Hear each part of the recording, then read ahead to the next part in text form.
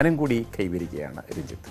Jacob George തിരിച്ചു വരാം. ഇപ്പോൾ വളരെ പ്രധാനപ്പെട്ട മറ്റൊരു വാർത്ത വരുന്നത് കെ മുരളീധരന് നേരെ കയ്യേറ്റ ശ്രമം. അവിടെ തലശ്ശേരി യു ഡി എഫ് സ്ഥാനാർത്ഥി ചൊക്ലി 157 നമ്പർ ബൂത്തിലാണ് കയ്യേറ്റ ശ്രമം ഉണ്ടായിരിക്കുന്നത്. എസ് വിനേഷ് കുമാർ ചേരുന്നു. വിനേഷ്, എന്താണ് സംഭവിച്ചത്?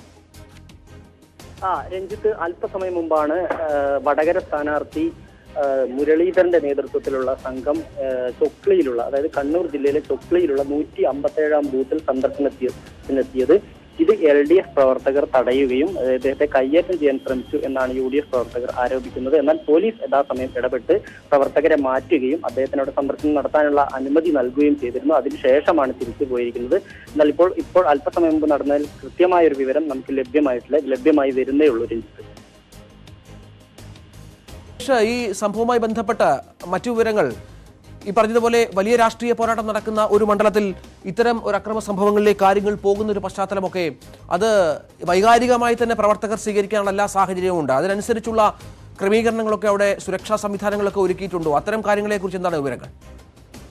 രഞ്ജിത്ത്, തീർച്ചയായും കേരളത്തിൽ തന്നെ ഏറ്റവും കൂടുതൽ സുരക്ഷാ സംവിധാനങ്ങൾ ഉള്ളത് ഇവിടെ തന്നെയാണ്, അതായത് വടകര മണ്ഡലത്തിലാണ്. ഇവിടെയുള്ള 1180 ബൂത്തുകളിൽ 833 ബൂത്തും പ്രശ്നസാധ്യതയുള്ള ബൂത്തുകളാണ്. ഇവിടെ വെബ്കാസ്റ്റിംഗ് സംവിധാനം ഉൾപ്പെടെ സ്ഥാപിച്ചുകൊണ്ട് ഇത് സൂക്ഷ്മമായി തന്നെ ബൂത്തുകളെ നിരീക്ഷിക്കാനുള്ള സംവിധാനം ഉൾപ്പെടെ ഏർപ്പെടുത്തിയിട്ടുണ്ട്. 3500ഓളം സേന, അർദ്ധസേന ഉൾപ്പെടെ കേന്ദ്രസേന ഉൾപ്പെടെ ഇവിടെ ഉണ്ട്. ഇങ്ങനെയുള്ള ഇതിന് ഇവിടെ അക്രമത്തിനുള്ളൊരു സാധ്യതയുണ്ട് എന്നുള്ളൊരു അടിസ്ഥാനത്തിലാണ് ഇത് ഏർപ്പെടുത്തിയിരിക്കുന്നത്. ഇന്ന് 6 മണിക്ക് ശേഷം ഇവിടെ നിരോധനാജ്ഞ ഏർപ്പെടുത്തിയിട്ടുണ്ട്. ഇത്തരത്തിൽ സംഘർഷ സാധ്യതയുണ്ടെന്നുള്ള ഇന്റലിജൻസ് റിപ്പോർട്ടിന്റെ അടിസ്ഥാനത്തിൽ ആണ് ഇത്തരത്തിലുള്ള നടപടി. എന്നാൽ ഇതിനിടയിലാണ് ഇപ്പോൾ മുരളീധരന് നേരെ ഇങ്ങനെ LDF പ്രവർത്തകർ പ്രകോപിതരാകുകയും മുരളീധരനെ തടയാൻ ശ്രമിക്കുകയും മറ്റും ഉണ്ടായിരിക്കുന്നത്.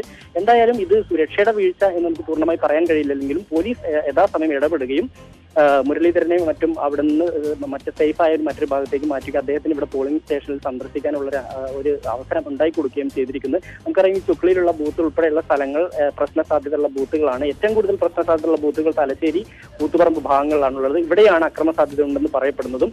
എന്നാൽ ഇപ്പോൾ കോഴിക്കോട് ജില്ലയിൽ തന്നെ വടകരയിലെ മറ്റ് 5 നിയോജക മണ്ഡലങ്ങളോട് ചേർന്ന ഭാഗങ്ങൾ കാര്യമായ പ്രശ്നങ്ങളൊന്നും തന്നെ റിപ്പോർട്ട് ചെയ്തിട്ടില്ല. എന്തായാലും കനത്ത സുരക്ഷാ സംവിധാനങ്ങൾ തന്നെയാണ് ഇവിടെ ഏർപ്പെടുത്തി. കഴിഞ്ഞ കൊട്ടിക്കലാശം നടന്ന സമയങ്ങളിൽ ഇവിടെ അക്രമം ഉണ്ടായിരുന്നു.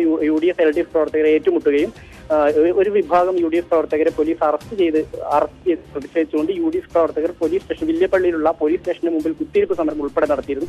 ഇതിന്റെ ഒരു പശ്ചാത്തലത്തിലാണ് ജില്ലാ കളക്ടർ ഇടപെട്ട് ഇവിടെ നിരോധനാജ്ഞ ഏർപ്പെടുത്തിയിരിക്കുന്നത്. എന്നാൽ നിലവിലെ സാഹചര്യത്തിൽ പ്രശ്നങ്ങളൊന്നും ഇല്ല. ഏത് രീതിയിലുള്ള പ്രശ്നം